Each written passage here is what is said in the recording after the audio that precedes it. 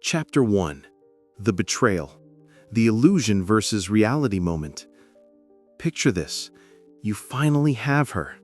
The woman you thought would change everything. She's laughing at your jokes, holding your hand, promising forever. And for a while, it feels real. You think you've won. But slowly, something shifts. Her tone softens, then sharpens. Her replies get shorter. The warmth fades. You ask her what's wrong, she says nothing. But you can feel it. The gravity in her eyes has changed. You didn't do anything wrong, except one thing. You made her your center. And here's the cruel truth. The moment you started chasing emotional certainty, she stopped feeling desire. Chapter 2. The Biological Truth. Every woman, consciously or not, is hardwired to respect strength, not comfort. Her biology has been shaped by millions of years of survival instincts. She seeks a man who could walk away, but chooses to stay. Because to her primitive brain, that's safety. That's power. It's not about cruelty. It's about selection. A man who can't walk away is signaling dependency. And dependency, to her subconscious, equals danger. Evolution didn't reward the man who clung. It rewarded the one who led, the one who could detach, decide, and disappear when needed. That's the biological imperative. She respects the man who can leave, because only he can protect her from the chaos of the world and from herself. Chapter 3. The Mechanism. The psychology behind it. Let's talk about how this works, not romantically, but neurologically. In her brain, attraction and tension share the same chemical pathway, dopamine. It's the molecule of pursuit, the reward for uncertainty.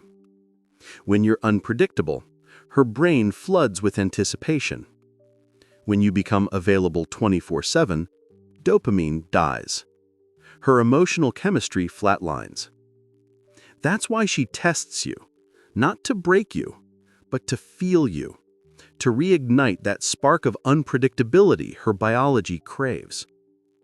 Think of it like gravity. The closer you orbit, the weaker your pull becomes. Distance creates magnetism.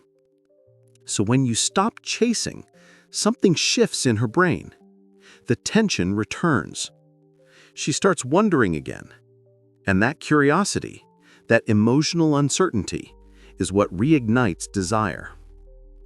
Chapter 4. The Warning Signs. You'll see it long before she admits it. The signs are small, almost invisible. She laughs less at your jokes. She stops asking where you're going. She gives one-word replies but posts cryptic stories. She touches her phone more than she touches you. Each moment is a silent test. Then comes the trap. She'll act distant, and you'll react with reassurance. You'll text more, plan more, explain more, and with every act of convincing, you lose another ounce of respect. Case Study 1. A man named Arav spent months trying to prove his loyalty. She left anyway, saying, "You were too available." Case Study 2. Another, Marcus, ignored her silence, stayed focused on his mission, and she came back. Not because of magic, but because absence triggered fear of loss. Chapter 5. The Social Conspiracy.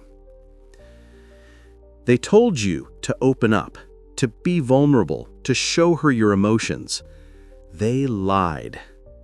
Modern culture rewards weakness in men, compliance disguised as empathy.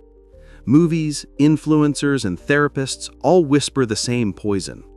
If you love her enough, she won't leave. But love isn't a transaction, it's polarity, and polarity needs resistance.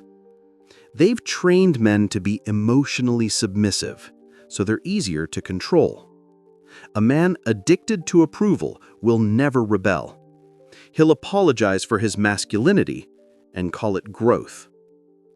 The truth? The system doesn't want strong men, because strong men don't beg, they build. Chapter 6.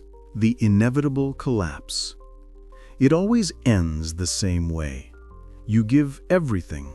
You adapt, sacrifice, soften, until there's nothing left to give. Then, one morning, she's gone. Her side of the bed is cold, her words rehearsed. You've changed. But deep down, you know. You became what she said she wanted, and in that transformation, you lost yourself. That's the paradox. She can't love what she doesn't respect, and she can't respect what she controls. The collapse isn't her betrayal, it's your surrender. Chapter 7. The Bitter Truth. Here's the part no one tells you, brother. Every woman tests the boundaries of a man's will, and most men fail not because they're weak, but because they believe love means sacrifice. Love doesn't mean losing your edge. It means sharpening it, even when she's watching. Women don't respect men who worship them. They respect men who worship purpose. Because purpose is the only thing that doesn't flinch when love turns cold. And the man who walks away, not out of anger but clarity, becomes something rare, untouchable. Chapter 8. The Solution Framework. Masculine Awakening. So what's the solution? It's not to hate her, it's to remember yourself. Rebuild your center. Return to mission, to silence, to discipline. Walk away when respect disappears, not to prove strength, but to preserve it. Detach not from love, but from outcome. Because the man who needs nothing commands everything. You'll know you've evolved when you can love her deeply and still walk away smiling.